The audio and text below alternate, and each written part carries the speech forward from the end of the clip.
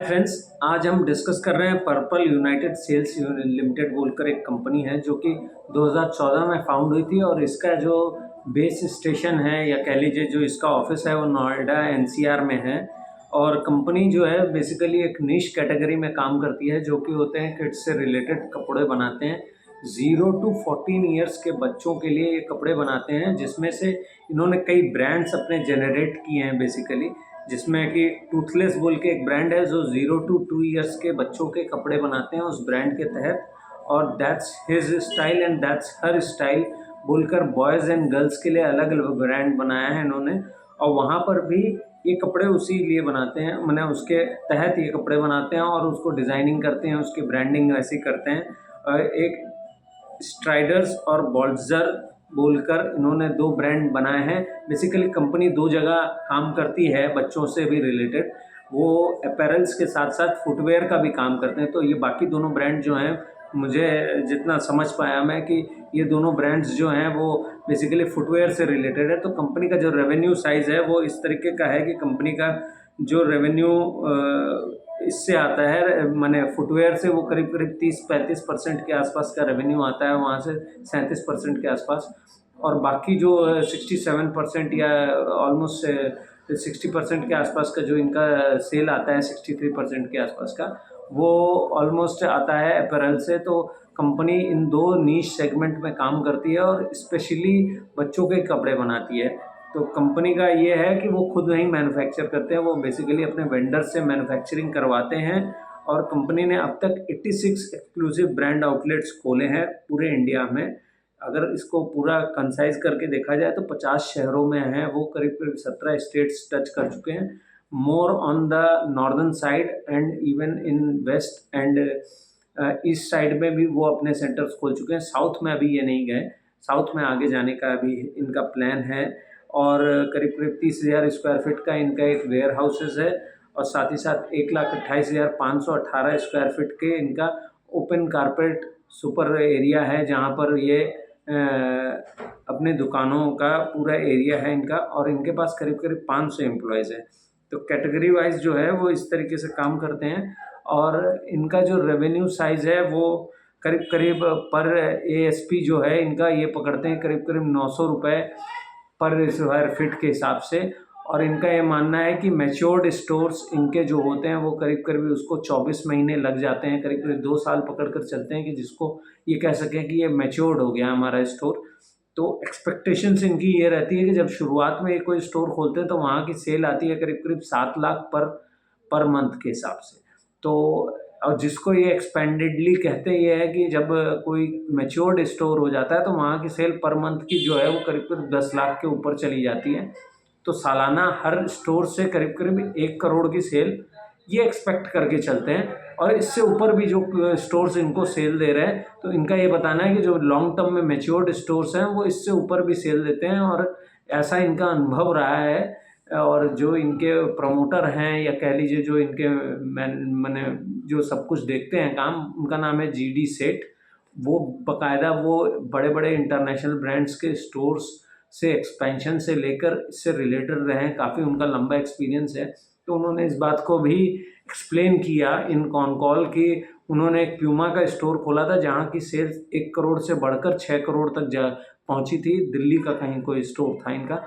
तो इससे ये समझ में आता है कि वो ये कह रहे हैं कि इसमें एक्सपेंडेबल होने की जगह है और इसलिए ये बहुत ही एक्सक्लूसिवली इस चीज़ को मैनेज करते हैं। कंपनी जो है ऑनलाइन ओमनी चैनल और मिंत्रा के साथ उनका टाई अप है और फर्स्ट क्राई और इन सारी साइट्स के साथ उनका टाई अप है, जिसके थ्रू ये ऑनलाइन सेल्स भी करते हैं। तो कंपनी का ऑनलाइन सेल जो है वो करीब करीब आप ये कहें पकड़ सकते हैं कि अब करीब करीब 5% के आसपास जो है ऑनलाइन सेल आता है, जो कि डिसेंट सा है। इन्होंने अपनी भी साइट बनाई है जिसके थ्रू भी ये अपने प्रोडक्ट्स को लॉन्च करेंगे, वहाँ से भी सीधा इनका सेल आएगा।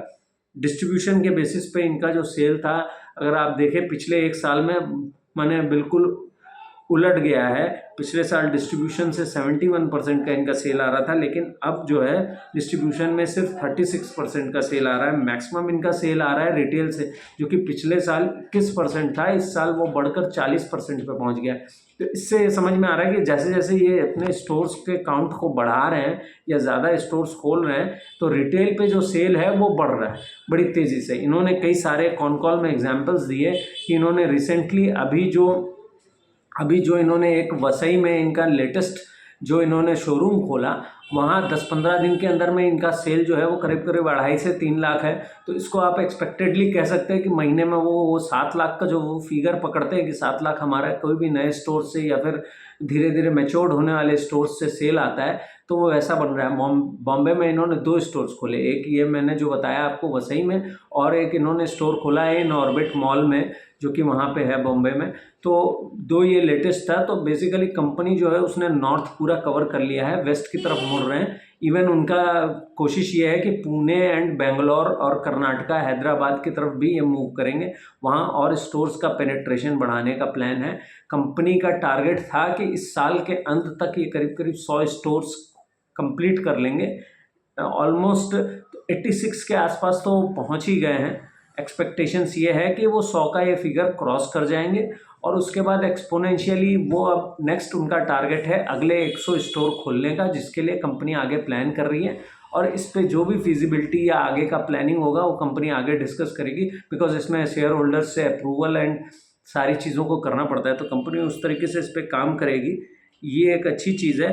बड़े बड़े कंपनी का सेल जो स्टोर्स वो खोल रही है उस पर उनका जो है पेनिट्रेशन कैसे समझें, तो बड़े बड़े मॉल और स्टोर्स पे करीब करीब इनके जो स्टोर्स हैं वो करीब करीब 24% इनके स्टोर जो है मॉल्स पे हैं। और जो एक मार्केट प्लेस कह सकते हैं जिसको ये लोग हाई स्ट्रीट बोलते हैं, मार्केट प्लेस इस तरीके से समझिए कि जहाँ पर थोड़ा सा जैसे माने जिसको कहते हैं कि एक मार्केट प्लेस होती है हर बड़े शहर की, जहाँ पर अच्छे अच्छे पॉश ब्रांड्स के शोरूम्स होते हैं, उसको हाई स्ट्रीट ये अपने लैंग्वेज में कह रहे हैं यहाँ पर। वहाँ से इनकी सेल करीब करीब 75% आ रही है। तो इनका जो मैक्सिमम इनका पेनिट्रेशन और इनका स्टोर ओपनिंग है वो अब ये कोशिश ये करते हैं कि जो हाई स्ट्रीट मॉडल पे जाएं, माने जो जहाँ मार्केट प्लेस है वहाँ पर अपना स्टोर खोले। तो वहाँ क्या होता है, वहाँ आपको वॉल्यूम बहुत मिलता है, volume in the sense of density of public का डेंसिटी वहाँ बहुत ज़्यादा होती है, लोग जाते हैं। और आप जानते ही हैं कि बच्चों के लिए लोग जो कपड़े जब लेते हैं तो माने कोई चीज़ पसंद आती है तो बच्चों के लिए हमारा यूजुअली हमारा सेंस होता है कि हम थोड़ा सा ज़्यादा माने लिबरल होकर या फिर इत्मीनान से ख़रीदते हैं। तो माने ये होता है कि एक की जगह 2 ले लिए, 2 की जगह 3 ले लिए। तो वो वॉल्यूम का गेम खेलने में इस तरीके की कंपनियों को काम आता है और वो इस तरीके से खेल सकते हैं। तो सबसे इम्पॉर्टेंट बात ये है, ऑनलाइन चैनल को ये अपने मजबूत कर रहे हैं, ये अपने एक्सपेंशन इनका प्लान भी इन्होंने क्लियर किया है। तो अगर रेवेन्यू के लिहाज से वाई ऑन वाई बेसिस पे देखें तो पिछले साल सेम क्वार्टर में इनका जो सेल था वाई ऑन वाई बेसिस पे करीब करीब 30 करोड़ का सेल था इनका, 30.5 करोड़ के आसपास। और इस साल वो सेल बढ़कर हो गया है करीब करीब 60 करोड़ 70 लाख के आसपास का इनका सेल है, जो कि 99% रेवेन्यू बढ़ गया है। एबिटा मार्जिन जो है वो करीब करीब 13 करोड़ पे आ गया है, जो कि पिछले साल 7 करोड़ था, जो कि 81% बढ़ा है। पैट जो है वो पिछले साल 3.3 करोड़ था, वो बढ़कर 5 करोड़ हो गया है। ऑलमोस्ट 53% का गेन है इसमें भी। तो ये दिखाता है कि कंपनी को अभी ऑपरेटिंग लेवरेज नहीं मिल रहा है, लेकिन कंपनी ने ये बताया कि वो ऑपरेटिंग लेवरेज इस वजह से नहीं मिल रहा है उनको, बिकॉज वो एक्सपेंडिंग मोड में है, वो कंटिन्यूसली अपने स्टोर्स को बढ़ा रहे हैं। उन्होंने बहुत ही इंटरेस्टिंग एक डेटा दिया कि 2023 में उनके सिर्फ 11 स्टोर थे और 2024 पहुँचते पहुँचते वो स्टोर काउंट उनका 14 या 43 के आसपास जाकर ख़त्म हुआ था। मैंने इवन दैट इन 23 से 24 के बीच में जो उनका स्टोर काउंट बढ़ा था वो सिर्फ 3 से बढ़ा था। तो बेसिकली वो इस मॉडल को टेस्ट कर रहे हैं। उन्होंने ये भी बताया कि इसमें वो फोको और फोफो दोनों ही मॉडलों की कोशिश करेंगे आगे चलकर। उन्होंने ऑलरेडी 5-6-7 स्टोर्स खोले हैं, इवन वो ओवरसीज़ भी जाने की कोशिश कर रहे हैं इस मॉडल पे, लेकिन उस पर ज़्यादा अभी उनका ज़ोर नहीं है कि ओवरसीज़ हम जाएं। बेसिकली उनका ये कहना है कि पहले अभी हम अपने हमारा ये एक्सपेक्टेशंस है कि अभी हमारे यहाँ कम से कम इंडिया में कम से कम 150 स्टोर हों, उसके बाद हम ओवरसीज़ के लिए कुछ भी प्लान करेंगे। उनका ये कहना था कि उनको एटलीस्ट सऊदी की तरफ से, रियाद और उस तरफ के इलाके से, ओवरसीज़ से, मिडिल ईस्ट से ऑफ़र्स आ रहे हैं, इंक्वायर्स आ रहे हैं। बिकॉज़ आप देखें बहुत ही इंटरेस्टिंग एक चीज़ हो रही है कि इंडियंस जो हैं वो बहुत ज़्यादा इंडिया से मूव करके सऊदी और मिडिल ईस्ट की तरफ लोग मूव ऑन कर जा रहे हैं। वहाँ उनको अपॉर्चुनिटीज़ कह लीजिए या माने वो वहाँ जाकर बस जाना चाहते हैं, उनको वहाँ वो चीज़ें ठीक लगती हैं। बिकॉज़ यहाँ जो है बेसिक नेसेसिटी की जो चीज़ें हैं वो नहीं मिलती है, और वहाँ बड़े आसानी से एक्चुअल में सऊदी में सबसे ख़ास बात यह है कि वहाँ उनके पास जो है कुछ होता नहीं है। जो कुछ भी है बाहर से एक्सपोर्ट होता है, तो वहाँ इंडियंस जो जाकर बच गए हैं, अब उनको कुछ ना कुछ तो बिजनेसेस चाहिए ना करने को। तो इंडियन ब्रांड्स जो बहुत ही इम्पोर्टेंट, और वहाँ अब इंडियंस का नंबर ऑफ इंडियंस जो वहाँ रहते हैं उनकी भी संख्या कंटिन्यूअसली बढ़ रही है। तो इसलिए होता ये है कि लोगों की ये एक बहुत अच्छी वो है, फीलिंग है कि हम माने वहाँ कोई अपना बिजनेस कर लें, वहाँ अपना बिजनेसेस खोलें, क्योंकि इंडियंस जाकर वहाँ बस रहे हैं।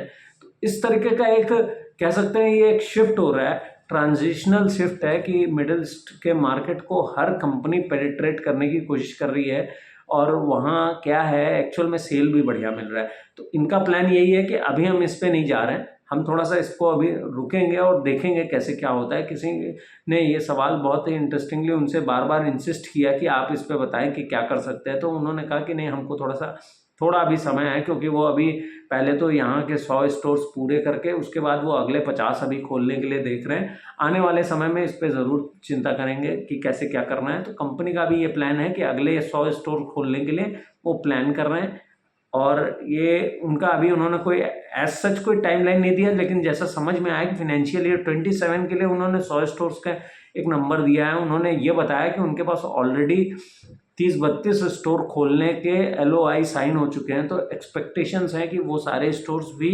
एक्सपेक्ट करता हूँ कि मैं अगले 6 महीने में एटलीस्ट ये तो क्लियरिटी मिल ही जाएगी कि वो 30-32 स्टोर्स खुल गए कि नहीं।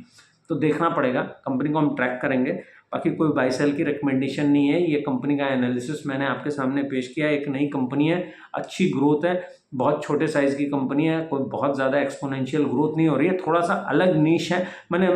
मैं इसको ठीक तो मुझे लग रहा है, लेकिन मेरा ये मानना है कि अगर ये अपने इस प्रोडक्ट बेस को या रेवेन्यू मिक्स को थोड़ा सा एक्सटेंड करते।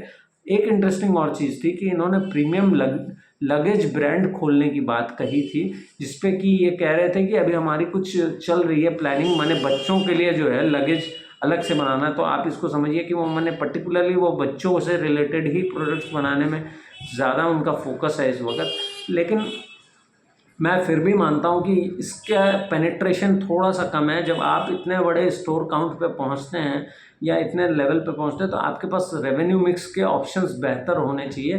तो अब देखते हैं कंपनी क्या करती है। कंपनी थोड़ा सा, किसी ने ये भी बात उठाई कि आप इंडिया में जब ऑपरेट कर रहे हैं तो वेस्टर्नाइज कपड़ों के साथ साथ आप इंडियनाइज, जिसको कह सकते हैं एथनिक वेयर कह लीजिए, या फिर जो इंडियन ड्रेसेस होती हैं, माने उनका ये इशारा ये था कि जैसे डेनिम और इस तरीके की चीज़ें के साथ साथ आप लहंगा, बच्चों के लहंगे, माने और इस तरीके के जो लड़कों के कुर्ता पैजामा काइंड ऑफ, तो इस तरीके का उनका था कि एथनिक प्रोडक्ट्स भी आप क्यों नहीं इंट्रोड्यूस करते, क्योंकि आप जब इस जोन में हैं तो उसको पूरी तरीके से पेनिट्रेट करें।